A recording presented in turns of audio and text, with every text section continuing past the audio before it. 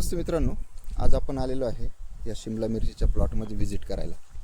या फार्मरचा कॉल होता की सर एकदा व्हिजिट करा आणि मला हा प्लॉट ठेवायचा का नाही हे डिसिजन द्या। तर हा विषय नाही आहे। तर आज मी हा व्हिडिओ बनवण्याच्या पाठीमागचा उद्देश हा आहे की एकंदर फार्मर शिमला मिरचीमध्ये काय चुका करतात याच्यावरती थोडासा मी सांगण्याचा प्रयत्न करणार आहे। या ठिकाणी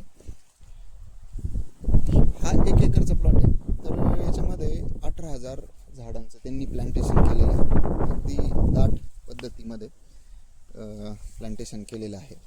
आणि मग मी त्यांना विचारलं की हा प्लॉटची हिस्ट्री सांगा मला। मग त्यांनी सांगितलं की 4-5 तोड्यापर्यंत एकदम भारी होता प्लॉट, आणि नंतर हळूहळू थोडासा डाऊन दिसायला लागला प्लॉट आणि थ्रिप्स वाढलं आणि नंतर जरा फळं पण ॲव्हरेज निघाना आणि एक समस्या वाढत गेली। बरं म्हटलं, मग मी त्यांना विचारलं की तुम्ही खतं किती देताय? म्हणे जे एकरी पद्धतीत 4 किलो 5 किलोपर्यंत देतोय। मग मला एक सांगा, जर 18,000 झाडं लावलेले आहेत तुम्ही 1 एकरमध्ये आणि जसं जसं झाड वाढत जाणार आहे तसं तसं तुमचं न्यूट्रिशनची डिमांड पण वाढत जाणार आहे।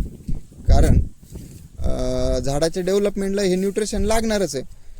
ऑर्गॅनिक कार्बन लागणार आहे, मायक्रोन्यूट्रन लागणार आहे, तुमचं सेकंडरी लागणार आहे। तर हे तुम्हाला त्या झाडांच्या काउंटनुसार देणं गरजेचं आहे ना। जर 19,000 झाड आहे तर त्या पद्धतीमध्ये अर्धा ग्रॅम तरी एका झाडाला, त्या पद्धतीत तो डोस डिसाईड करणं, झाडावरती फळं किती आहे, कोणता वेळ आहे, जसं फुटव्याचा वेळ असेल तर त्यावेळेस न्यूट्रिशनच्या लेवल्स आपल्याला वाढवून घ्यावा लागतात। फुगवणीचा टाईम आहे त्यावेळेस वेगळे फॉस्फरस असेल, तुमचं मायक्रोन्यूट्रन्स असतील, ऑर्गॅनिक कार्बन असेल, याच्यावरती तुम्हाला लक्ष देणं गरजेचं आहे।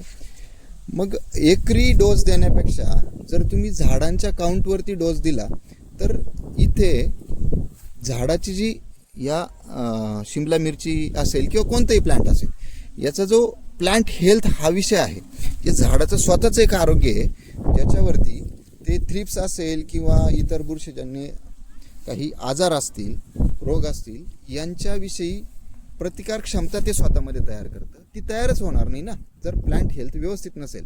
आणि वरतून आपण किती मात्रेमध्ये कीटकनाशक देणार आहे, किती मात्रेमध्ये आपण औषधांची फवारणी करणार आहे, जर झाडाची प्लांट हेल्थ स्वतःची चांगली असेल तर हे सगळं करण्याची आपली मेहनत कमी होऊन जाते। आपल्याला औषधं जे आपण फवारतो त्याचा रिस्पॉन्स चांगला मिळतो। मग झाडाच्या प्लांट हेल्थवरती कसं लक्ष द्याल तर योग्य प्रमाणामध्ये न्यूट्रिशन देणं झाडाला गरजेचं आहे। आणि हा फार महत्त्वाचा मुद्दा आहे की तुम्ही एकरी डोस देण्यापेक्षा आपण एकरामध्ये किती प्लांटेशन केलेलं आहे, किती झाडांचं रोपांचं प्लांटेशन केलेलं आहे, त्याच्यावरती डोस ठरवणं फार महत्त्वाचा विषय आहे। तर ह्या चुका करू नका। आता प्लॉट हा जवळजवळ पूर्ण डॅमेज झालेला आहे, तरी आपण याच्यावरती प्रयत्न करणार आहे। पूर्ण शेंडे ब्लॉक झालेले आहेत कारण नत्र दिलेलं नाही आहे या प्लॉटमध्ये। पूर्ण अन्नद्रव्यांचा इनबॅलेन्स आहे आणि तुम्ही बघू शकता प्लॉट बऱ्यापैकी डाऊन झालेला आहे। तर बघूया, आपण याला ट्रीटमेंट देणारच आहे।